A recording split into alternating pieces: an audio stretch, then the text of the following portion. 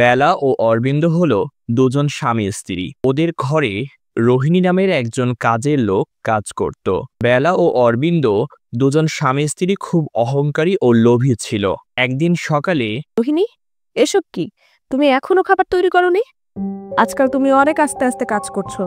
এসব চলবে না, বুঝতে পারছো? না হলে আমি অন্য কাজের লোককে কাজের জন্য রেখে দিব।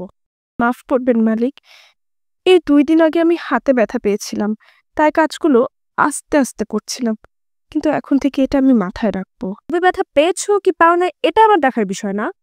আমার কাজ ঠিক মতো তোমাকে করতেই হবে। আমি আর অন্য কিচ্ছু জানি না। ওই দিন রোহিণীর দুঃখ কষ্ট বেলা ও অরবিন্দের একদমই চোখে পড়ে না। একদিন যখন রোহিণী ঘরের একা একা কাজ করতেছিল, তখন কাজ করতে করতে হুট করে তার চোখ লেগে যায় এবং কিছুক্ষণ পরে বেলা ঘরে প্রবেশ করে রোহিণীর উপর ঠান্ডা পানি ছুঁড়ে দেয়। এর ফলে রোহিণী কাঁপতে কাঁপতে উঠে পড়ে। মাফ করে দিবেন মালিক, আসলে ওষুধ খাওয়ার পর আমার একটু চোখ লেগে গিয়েছিল। নালায়েক, নিকাম্মি, আজ তোর কারণে ঘরের মধ্যে 60,000 টাকার চুরি হয়েছে। এ দেখ, আলমারি দেখ, চোর এসে কখন চলে গেছে তুই কিছু বুঝতেই পারিসনি। এগুলো কিভাবে হলো? আমাদের এত বড় একটা ক্ষতি হলো শুধু তোর অসাবধানতার জন্য। এর আগেও আমি ঘরের মধ্যে একা ছিলাম, তখন তো চোর এসে কিছু নিয়ে যায়নি।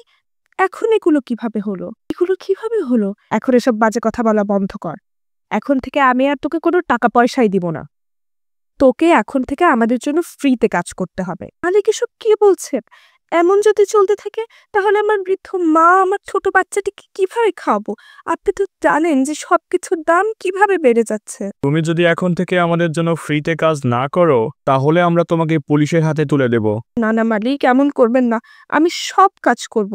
আমি জেলে যেতে চাই না, আমি আমার বাচ্চাদের জন্য বাঁচতে চাই। আমি ফ্রিতে সব কাজ করে আপনাদের সব টাকা পরিশোধ করে দিব। অশিক্ষিত রোহিণী এদের চালাকি বুঝতে পারল না। সে বেলা ও অরবিন্দের ফাঁদে পা দিয়ে দেয় এবং তার একটা বিশ্বাস তৈরি হয়েছিল যে সে যদি কাজ না করে তাহলে পুলিশ তাকে ধরে নিয়ে যাবে এবং এরপর থেকে বেলা ও অরবিন্দ রোহিণীকে দিয়ে অনেক অনেক কাজ করিয়ে নিত। একদিন রোহিণীর শরীর অনেক খারাপ হয়ে গিয়েছিল এবং তখনই কাজ করতে করতে ওর মৃত্যু হয়ে যায় এবং এরপর রোহিণী রাক্ষসীতে পরিণত হয়।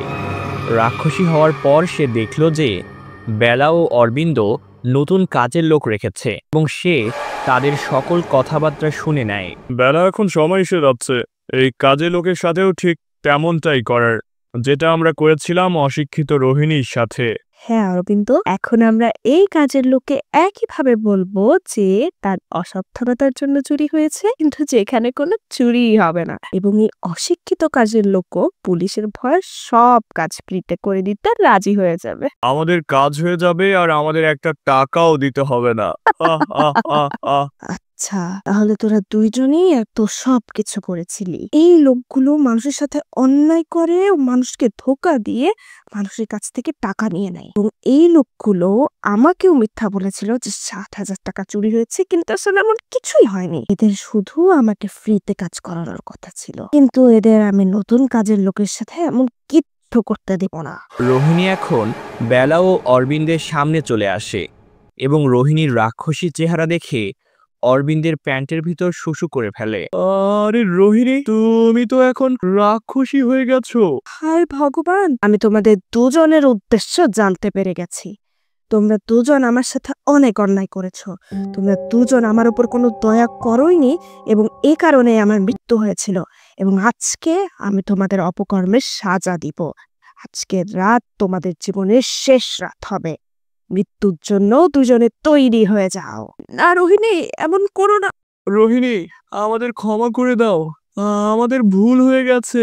এরপর রোহিণী তার মুখ থেকে এমন ধোঁয়া বের করে যার কারণে বেলা ও অরবিন্দের কাশি চলে আসে এবং অনেক বেশি চুলকানি শুরু হয়ে যায় এবং তারা চুলকাতে চুলকাতে পাগল হয়ে যায়। এরপর রোহিণী ওদেরকে উপরে তুলে ছুঁড়ে ফেলে দেয় এবং তাদেরকে অনেক কষ্ট দিয়ে মেরে ফেলে। আমি রাক্ষসী হয়েছে তো কি হয়েছে, আমি এখন মানুষের রূপ ধারণ করব এবং সবার ঘরে গিয়ে কাপড় ধোয়ার কাজ করব, ঘর মোছার কাজ করব, এবং এ থেকে যে টাকা পাবো এটা দিয়ে আমি আমার পরিবার এবং বাচ্চাদেরকে দেখব, এবং তোদের কোনো কিছু কমতে আমি হতে দেব না। এরপর রোহিণী তার চেহারা বদলে কাজের লোক সেজে অন্যের বাড়িতে কাজ করত এবং সেখান থেকে যে টাকা পেত তা দিয়ে তার পরিবারের দেখাশোনার দায়িত্ব নিয়েছিল।